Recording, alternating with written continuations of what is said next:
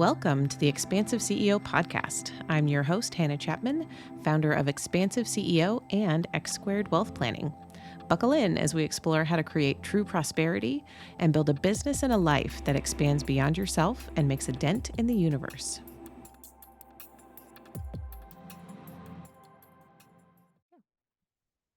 Welcome, everyone, to this episode of the Expansive CEO podcast. Today, my guest is Mara Whitener, and she is a fractional COO, fractional Chief Operations Officer, which so many of us entrepreneurs need, right? And small business owners. And she really helps business owners decrease their stress and increase profitability, and that does that through improving your systems and processes and all the things that fall into the operational basket, right? Like all the doing, all the processing that we have to do on our own while we're lifting our businesses off the ground a lot of times. And then when they get to a certain point where it's like, okay, I'm really ready to optimize, I'm really ready to streamline, I'm ready to, instead of having a hodgepodge of different systems and processes and not, things not speaking to each other or working with each other, bring it all together into one working cohesive system. And that's really, that operational piece that we all want and need in order to be able to really be the CEO, the expansive CEO of our own businesses. So, and Mara also brings really special details in to her work as well, implementing human design into her planning, which we're going to talk about because y'all know how much I love that. So, Mara, thank you for being here, and please tell us more about you and how you got into doing what you're doing now. Yeah, thank you, Hannah. Thank you for having me here. I'm super excited. Um, as Hannah mentioned, I am a fractional COO, but I also like to identify as a business problem-solving strategist. I help you get the answers to those problems and those issues that you are having in your business, more specifically operationally. I know a lot of people, her eyes kind of glaze over and think, oh, I'm not big enough for operations. If you have a business and you have tasks that you have in the back end of your business and running it, you have operations, right? Operations is actually just a makeup of your systems, your processes, the team you may or may not have on board. And it kind of sets the foundation for any business. So it's not going to function. You can have the best sales and marketing strategies, and it's not going to function if you don't have your operations put together to be able to implement those fabulous strategies. So I kind of look at it as a pyramid. You've got your systems and your workflows and your team kind of on the bottom, your base foundation. Stack on top of that your amazing sales and marketing, and on the top of that, it's you. All of those pieces are in place to support you as the business owner and you as a CEO of your business. Even if you're just getting started in your business, you are the CEO of your business. And so it's important to kind of think in that framework.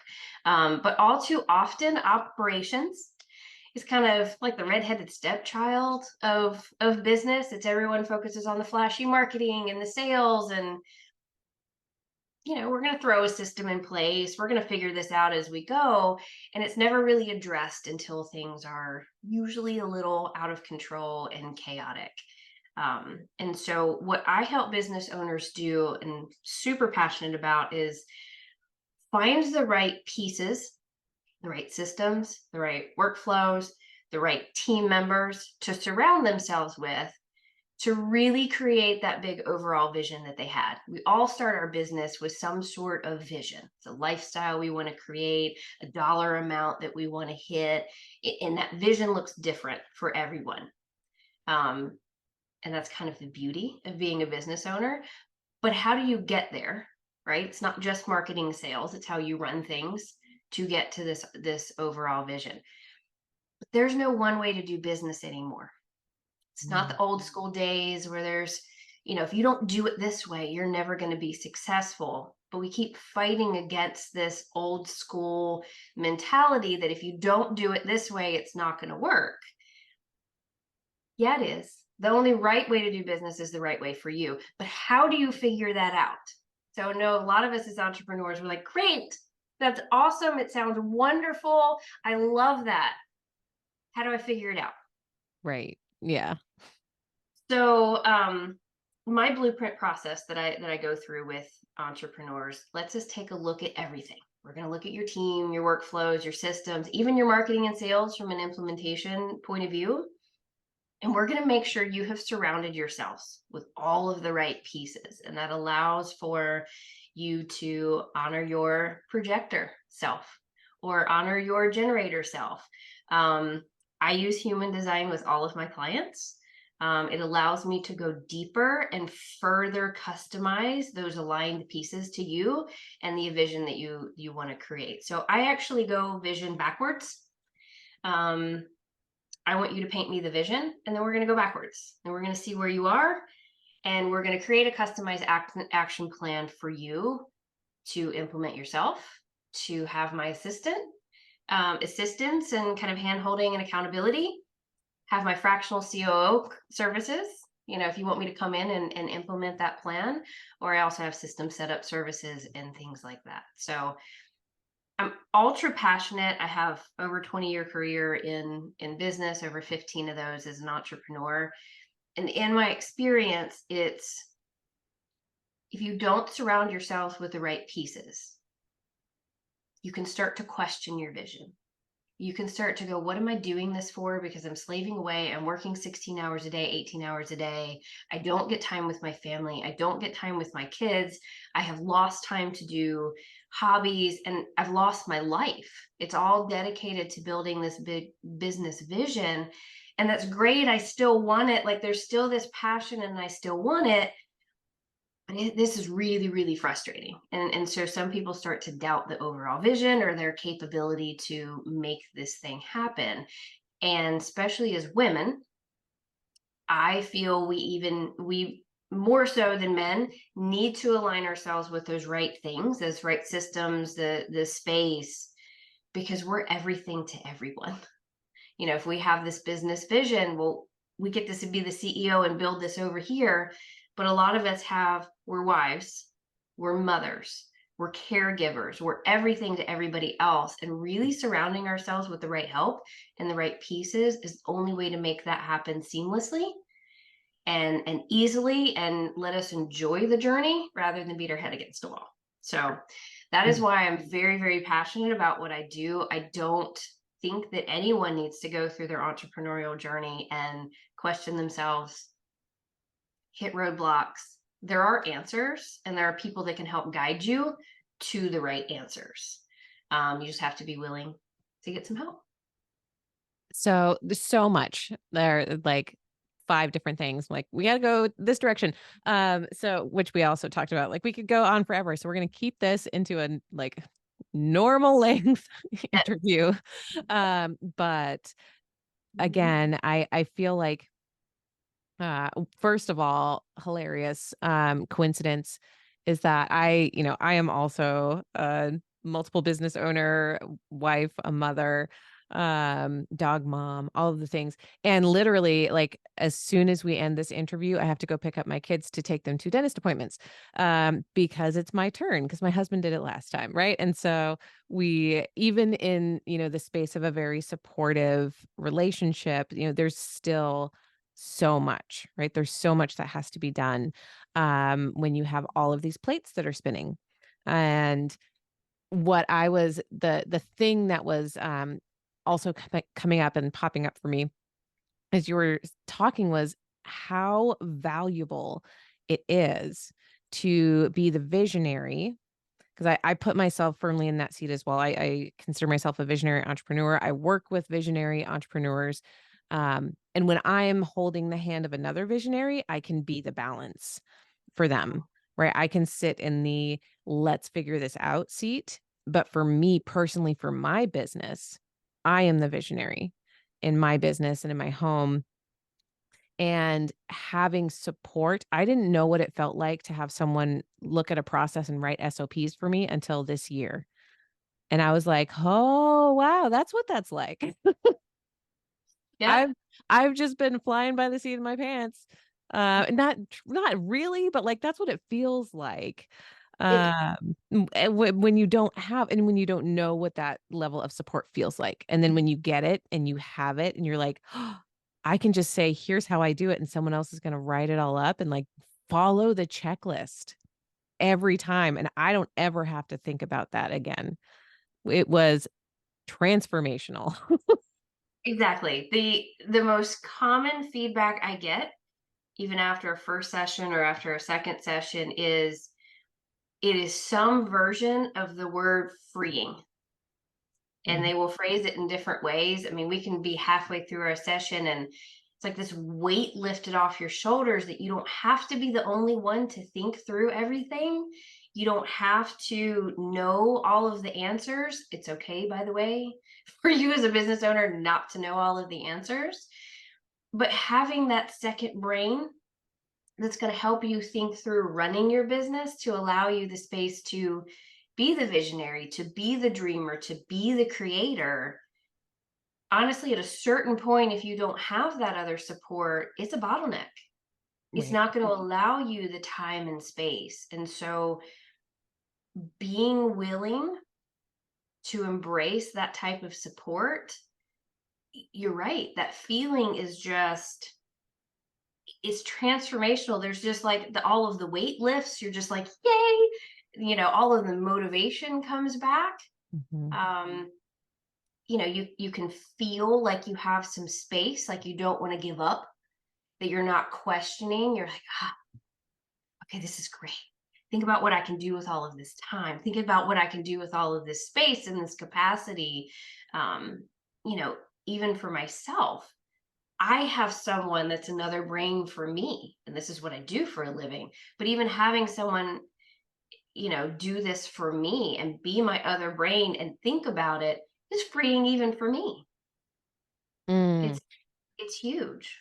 Yes, and so I think this aspect because you mentioned, like being in your projectorness or being in your generatorness, and so this is the different types in human design, right? And so looking at the visionary, looking at the business owner first, I think that's such a powerful place to start from because depending on who you are, that will shift what kind of support you need. Right? And or where's the most important place to start depending on, truly how much are you supposed to be physically doing in your business? Are you well, so for me, I'll use me as an example. I am a manifesting generator. And I have a 6-2 profile, and I do tend to love the education part. I love to be with people, sharing information, sharing time, um, and I like having a lot of things to do. I do not, I think it's the Alex Hormozy method of like build one thing to 10 million in revenue and then start something else. I'm like, that feels like dying to me. Mhm. I can't. Exactly. Like one offer, that's the thing. It's like if your one offer isn't I'm like, I no. And that's just not for me. For other people, that's a beautiful method. But I know for me and my own aura, it feels, when I'm drawn to something, when I am excited about something, that's where I need to move. And so having support that can meet me and pivot with me, right? And will work with me in that way is really, really important. So the kind of the flexibility, having someone who can like be nimble with me. Exactly. Um, has been really important. But yeah, so tell me more about that process. So how do you take people through the human design process for them as the visionary? And then this is one of my other favorite aspects of human design is the connections. How you connect with other people. So talk a little bit about that too. So, most of my clients opt to use human design in their work with me. It's nothing I force on anyone. I can still actually connect and dig deeper with you without knowing your design. But there's a lot of buzzwords and focus on, you as the CEO and the visionary need to have this space to be in your zone of genius. And while yes, that's important, another aspect of that is actually setting up your team and everything and everyone around you to be in their zone of genius. So Mhm. I actually can go a little bit deeper, with not just the business owners but their teams, to help build their teams, small teams called pentas in human design, based on their team's human design, and where that energy matches up and how they can help support their team, and how each of the team members is going to work together, and how to really bring that cohesive, like, amazing team where it's like, I want to show up to a team meeting because we're going to have all kinds of ideas, and then they're going to leave, and then everything's just going to be put in place. It's that safety net that we need to put in place with our team. Um, but as far as using human design with just the business owner, which is where everything starts with me, sure, we can surround you with kind of customized systems and workflows and a customized action plan. But what the human design allows me to do is see, number one, if you are a generator, well, you're meant to work, do what you love what you do, and you're here to have satisfaction and not experience frustration. So frustration in your work, those are going to be red flags. That's immediately what we need to address. Um, Projectors, you're not going to have the consistent energy that generators do. So we have to put some things around you to allow you to go, the energy's not there today. It's not a laziness thing. It's just how you're built, but you're actually made to lead. Right. But and human design has so many complexities that I could talk for hours, and how we could dig deeper and deeper into your defined and undefined centers and the channels and the gates and the energy that you bring. But even high level with human design, I can work with somebody, even if it's like you as a manifesting generator. You are going to feel like you're in a box if you have to take that one project all the way to the end. You need the flexibility to be able to float between projects and things you feel very passionate about. And your struggle as a manifesting generator is you're not actually meant to initiate, you are meant to do. And it's kind of balancing going where you feel without doing that initiating and, waiting for your body to tell you Mhm. what are the right things to move forward with. But working with a projector, they may have the same need, they're just not going to bring the same energy. So we have to go at a different pace, surround them with different things, a different type of team, generators that are going to bring that energy that they can feed off of when they need to. And then that kind of worker energy that they're going to be able to take and do a lot of the doing, Mhm. that actually provides that space, that visionary needs. So the feeling when I can go deeper with a business owner, I've sat across from business owners, sat in Zoom.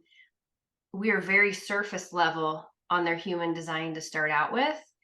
Just what your strategy means, what you being a generator means. What is your not self theme? Hey, if you're frustrated, there's your red flag. You're not doing something that's aligned with you. So I want you to pay attention to that. It's like watching their eyes open and light bulbs go off. They're like, oh, that totally sounds like me. Yeah. But how often do you pay attention to that? Right. How often do you address that right away? Or how often do you sit with, as a generator, if we're doing everything aligned, we're incredibly satisfied. Like, how often do you sit with that satisfaction and go, yeah, I'm on the right track. Like, this is where I'm supposed to be, what I'm supposed to be doing. Um, and then that your strategy, how your body tells you what to respond to. That's a really big thing, that I work with business owners on, is how do you decipher and work through the shiny object syndrome. Oh, this course looks great. I think it's going to solve all of my needs. And you're over here and over here and over here. And I have this idea, but I need to do this. And this is on my list. How does your body actually tell you what you should be doing, what you shouldn't be doing? Mhm. And when I discovered my human design and really went deep into it, it was the biggest game changer in my career and in my business that I have ever had. And it was simply by getting in touch with who I am, what I need to respond to, why sometimes I feel very frustrated, why sometimes I feel really happy and satisfied. It's because that's how I'm built, right? I'm a pure generator. That's how I'm built. But following that feeling, and how do you follow that feeling, and then going deeper into it, you know, all of the different energies and complexities that go into it, has been the single biggest game changer. And despite all of the teams I've built, despite all of the businesses I've built and run, the single mode, and I've done tons of personality, questionnaires and all of the things. Like, I know a lot about myself, but this is the single most thing that has been eye-opening. Is probably the best way I can describe learning your human design. It is eye-opening. I agree with that so wholeheartedly. I love any other personality test. Like, I'll take them all, right? Yeah. What do you say I am? Not the ones that are like, which friend are you? Or, like, not those ones really, but the deeper ones, the Myers-Briggs, the Enneagram, the Wealth Builders. There are so many. The Colby actually is super interesting. I love all of these. And human design is the one that I feel like there's always another nuance to dive into, that you can get so much out of just the surface level. Like you're talking, like just knowing some of the true basics will start pointing you in the right direction.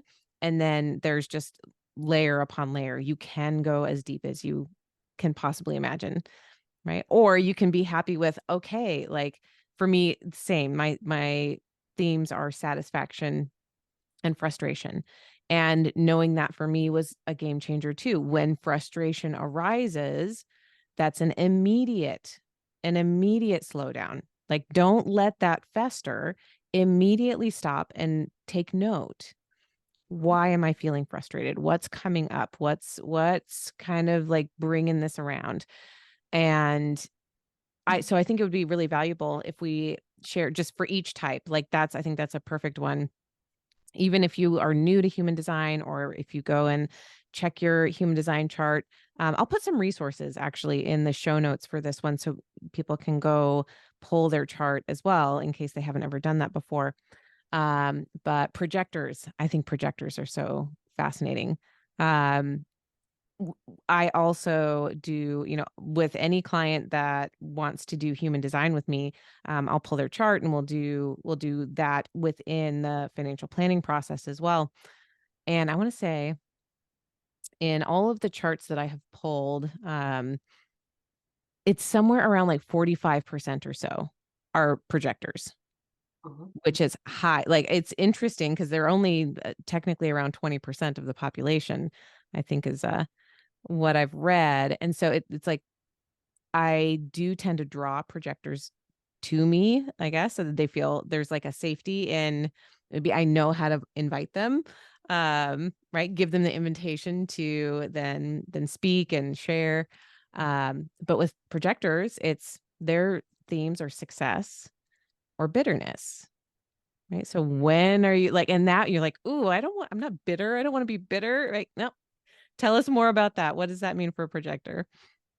Yeah, again, it's the same as with a generator, where you're looking at when I feel frustrated, when I feel immense satisfaction. Those are things to pay attention to. So for a projector, it's a deep down sense of bitterness. Like, it's past frustration. It's not even really anger. You're just gonna hang on to it, and it's bitter, and it can eat you up, especially if you really don't address it in the moment. So when those feelings of like a little resentful, a little bitter, stop right then, and analyze it. Is it the person?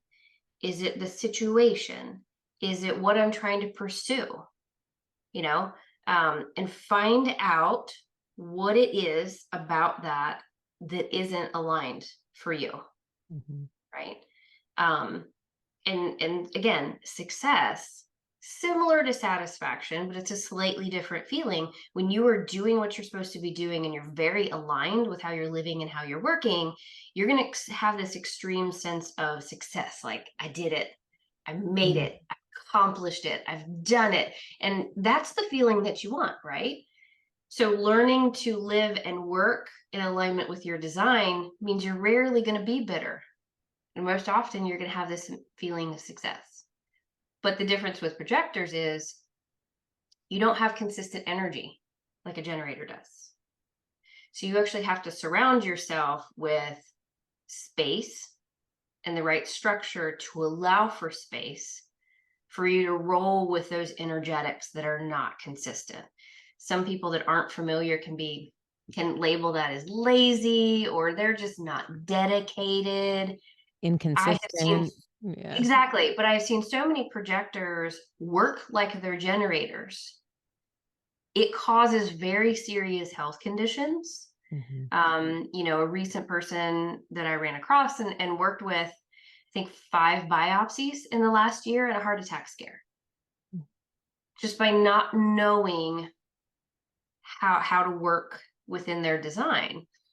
And they happen to be a splenic authority. So, which that is a hard authority sometimes to get a grasp on, because it's very instantaneous and in the moment. And how does that show up for you? Um, but to live in alignment and have those feelings of success or satisfaction and happiness, you have to learn to go by your authority. How your body tells you what's right for you and what's wrong for you. Because chances are, if you're frustrated, if you're bitter, you didn't follow your authority. You didn't listen to yourself, tell yourself what direction to follow and what direction not to follow. And so, again, even for projectors, that bitterness, it's the same with generators, it's the same with any of the others. Knowing those not self themes and those self themes, like, those are your red flags.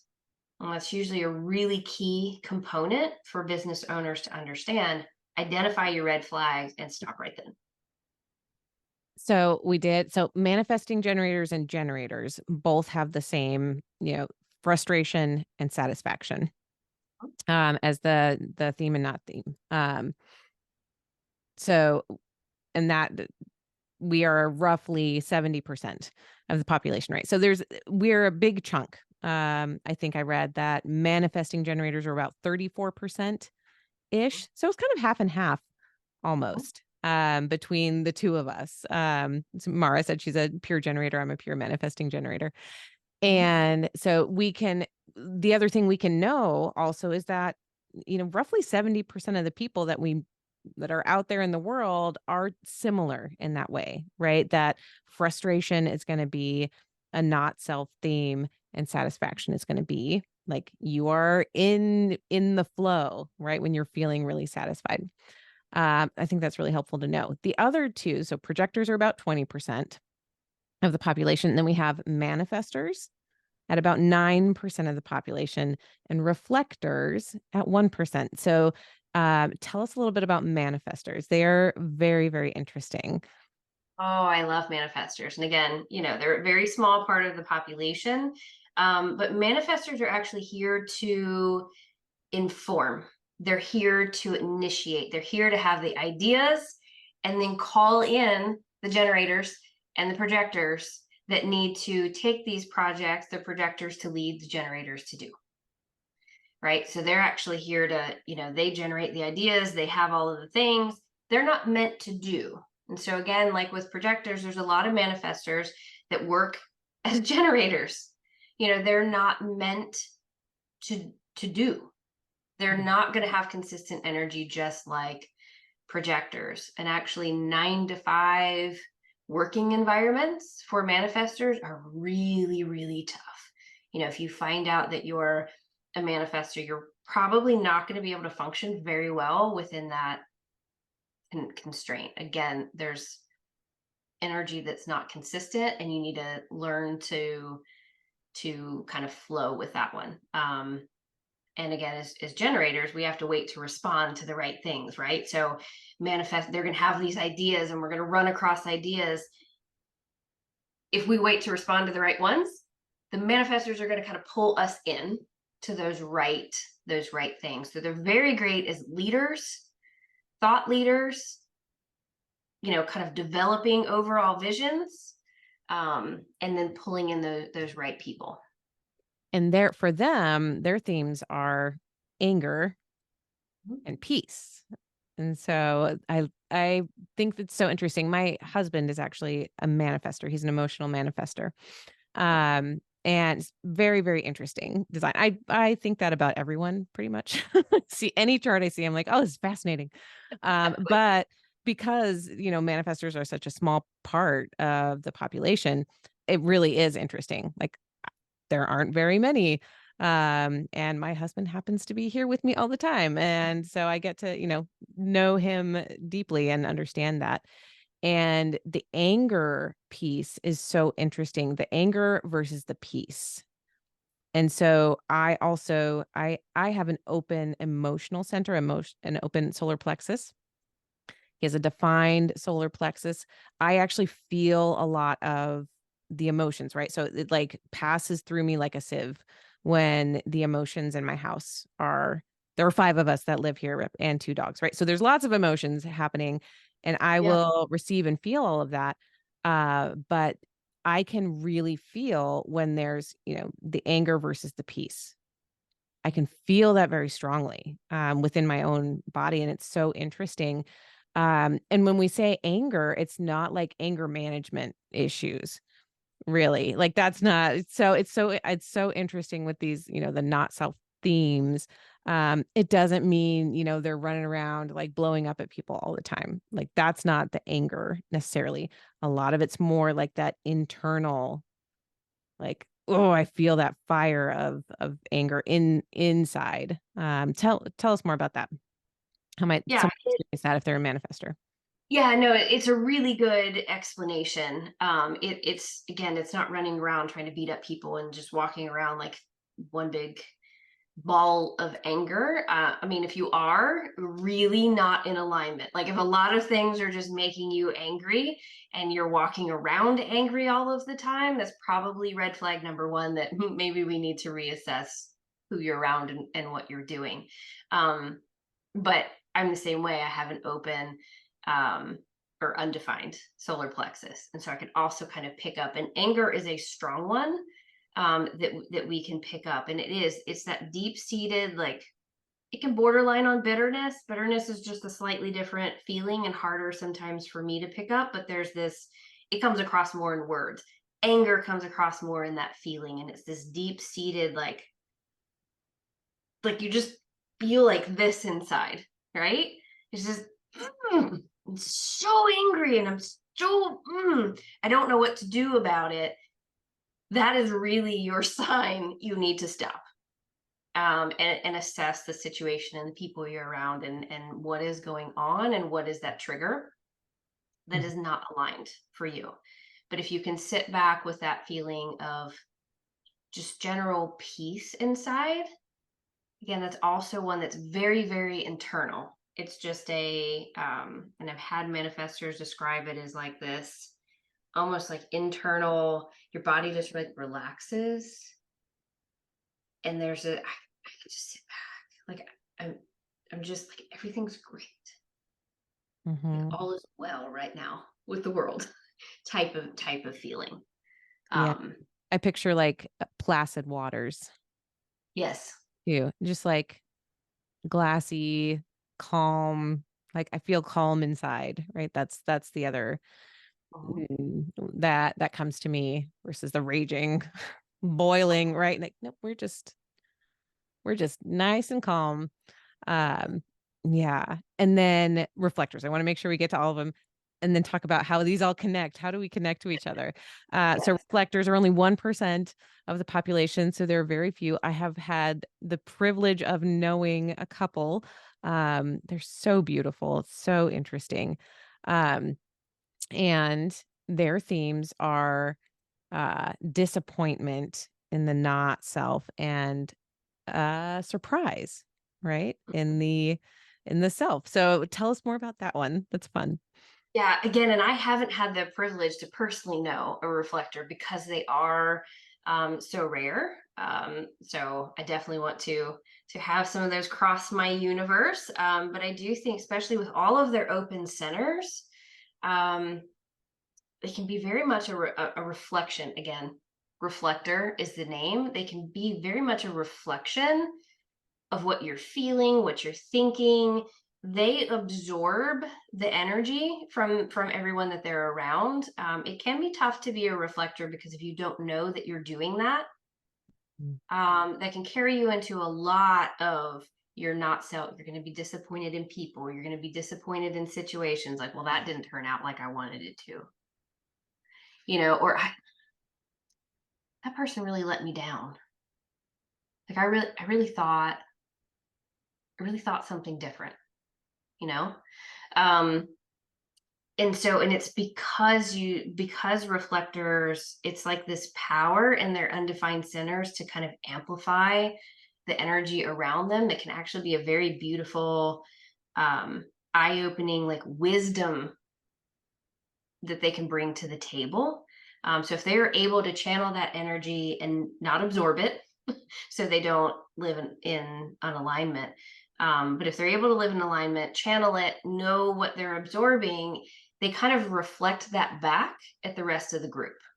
And so it can actually kind of be this temperature gauge in teams, um, that is really helpful to gauge, where everyone is as a team. They can also kind of help identify where individuals in a team are, um, because they kind of absorb and can detect that energy. Mm.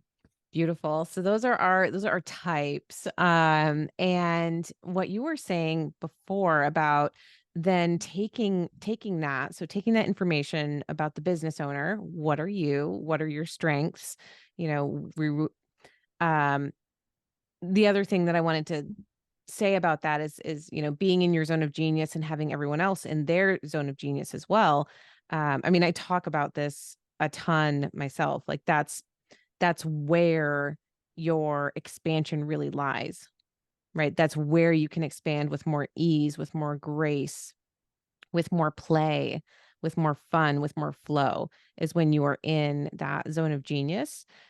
And when your team is in their zone of genius as well, it's the same, right? Like when you are empowering the people around you to be their best self, like I don't think we've even seen what business can really do, what good business can do when full teams are Yeah. empowered to be their best selves.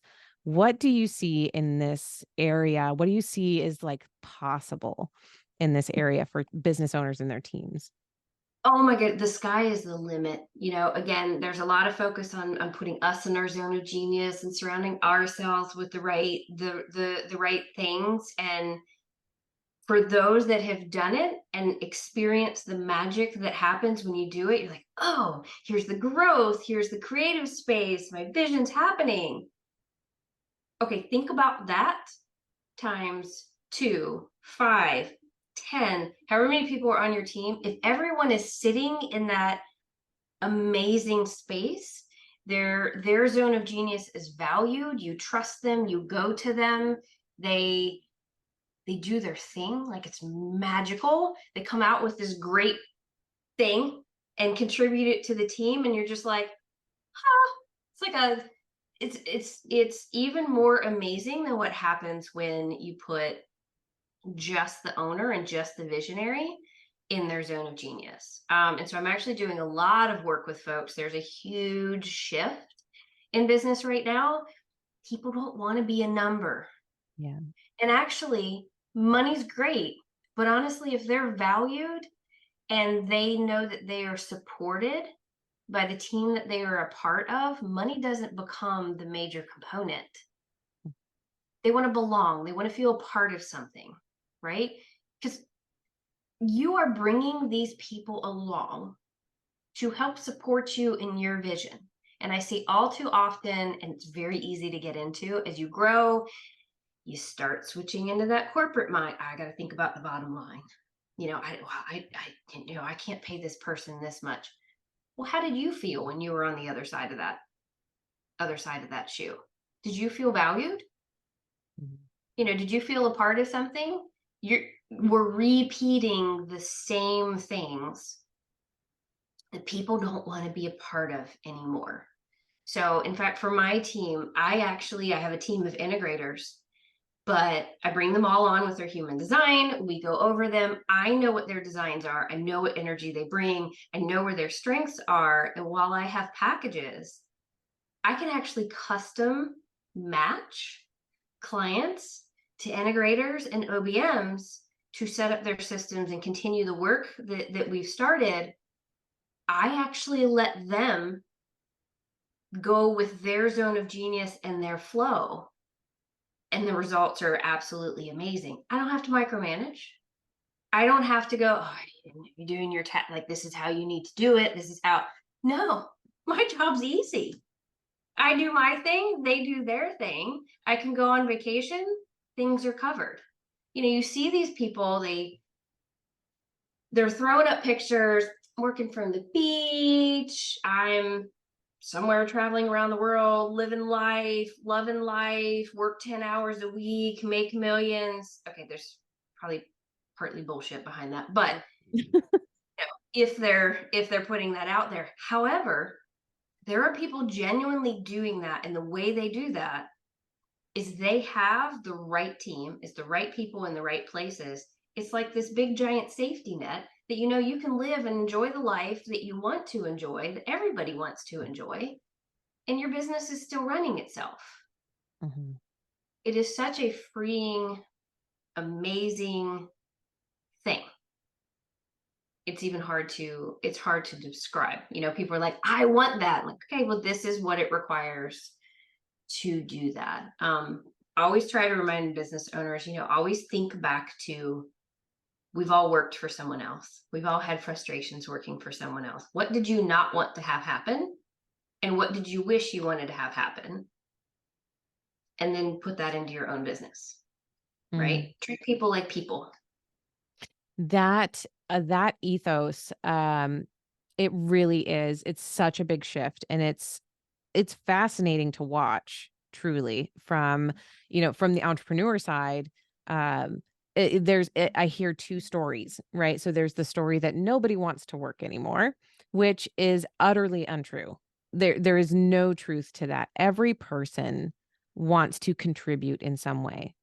Right? It's in our nature. It's in our nature to contribute to the collective in the way that feels right. It's just that so many of the jobs that people have been doing for the last 100 years have been menial, or have been, do this thing this way, don't make any mistakes, and like do more of it, Yep. right? Like just have more output, more output. And people are, especially in the younger generations, are opting out. They're like, I can do anything else. I would rather, right? I would rather, drive Uber than work for someone else who's going to, just treat me, like you said, like a number. But not everyone actually wants to be an entrepreneur, and not Mhm. everyone has the drive to, but they do want the feeling of ownership over their work. Mhm. And so that's where I truly believe this system, this honoring of everyone, that on every team, when your team members can own their role, when they can feel like this is mine, I rock at this, they're in their self theme, whether that's satisfaction or surprise or peace, or whatever it is, they can feel that success within themselves in their role, because they don't actually have the true risk appetite that entrepreneurs have. The tip of the spear, one of my mentors calls it, that you're at the tip of the spear. Mhm. You're the one that's out in front leading. You're the one that created the business. You're the one that has the vision, right? You are out there at the front. Not everyone has, again, that risk tolerance, that appetite for, it's going to be okay, the ability, to lead in that way, but they want to lead something that's in a little bit safer container. And that's the balance, I believe. That's the balance between, there are people who are really, serial entrepreneurs even, right? I mean, like, I don't know, I've started 3 businesses at this point. Why not? Because I have to. I don't know why. I do know why, but it's like, even if if you want to find the people that will support your vision, like you said, you don't have to pay triple or double a corporate rate. Like, you just have to provide a place where they can make the money that, they feel well compensated, well valued, and they're able to really like contribute to the process. People want to contribute. Um, Exactly. to that, yeah, I got a little bit of soapbox there. I've gotten on my soapbox multiple times today, and we won't go into this, and maybe this is part two of our conversation, but even going deeper and more complex into what your profile is. So you remember you mentioned you're a 6'2", I'm a 4'6". My magnetic opposite are 1'3s, and I seem to pull them out of the woodwork and work with them all of the time. But that profile adds a whole nother color to what you need to surround yourself with. It can actually paint a very big picture of your marketing style and where you maybe need to focus your efforts, be given permission that that's where you need to focus and not doing all of the other things that everyone else wants you to do. So yeah, maybe that's part two, but there's a whole nother window. But I just want to encourage entrepreneurs, even if you want to cursorily learn your design or use Enneagram, or Fascinate's another one of my favorites, use some kind of tool to get to know you and get to know your team, and respect other people as people, and know that everyone is made differently. And it doesn't mean you have to 100% cater to all their needs. That's not what we're saying. But if you respect who they are and what they do and how they do it, and create a space to allow that to flow, holy cow, the sky is not even a limit. Like, you can go to whatever level you want to go to. Mhm. Um, you can feel fabulous doing it. Well, Mara, like you said, I think we do have to do a part two, because there's so much. There's so much to talk about. We didn't actually scratch the surface of connections as much as I thought we would in our time. So we'll have to do that. Yes. Profile lines, again, fascinating, so important. That's the space where, you could have two pure generators with very similar, designs. And then if you have two different profiles, you're going to show up very differently in the world. So that it's a very important distinction as well. I love that. But if people are busy getting to know themselves, which is beautiful and what we want, how can they also get to know you, Mara? What's the best way for people to reach out to you, to connect with you? Tell us how to get there. Well, I love to connect with folks over on LinkedIn. So you can find me on LinkedIn, Mara Whitener. You can check me out on Facebook, or check out my website. It's whitenerpros.com, and get a better sense of what we may offer. But if you're just struggling, you don't know where to find the answers, there's a better way to do things, and you don't know what that is, I encourage you, connect with me on LinkedIn, check out my website, book a call. Just come chat with me. I just want to get to know you, lay it all out. We're going to see if we can help you. Or guess what? I've got a pretty big network. So if I'm not the person, I'm going to point you in the right direction, because there's no need to sit there and suffer. We're going to find you the right direction for you and the right answers so you can get on with what you want to get on with. So I'd love to connect with all of you, and just live in your world. So come connect with me on LinkedIn.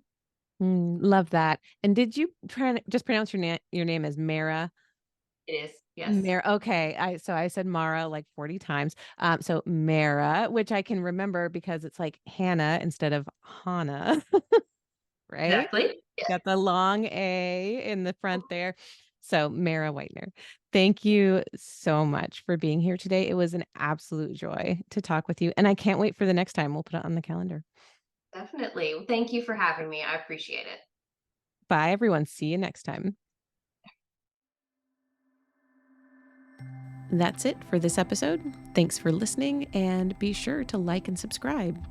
And again, if anything resonated with you from this episode, I would love to hear from you.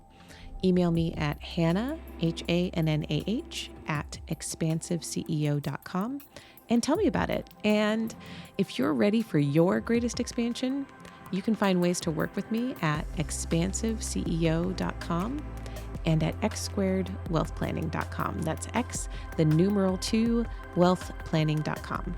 So until next time, remember that there is enough, you are enough, and your birthright in this lifetime is to be expansive.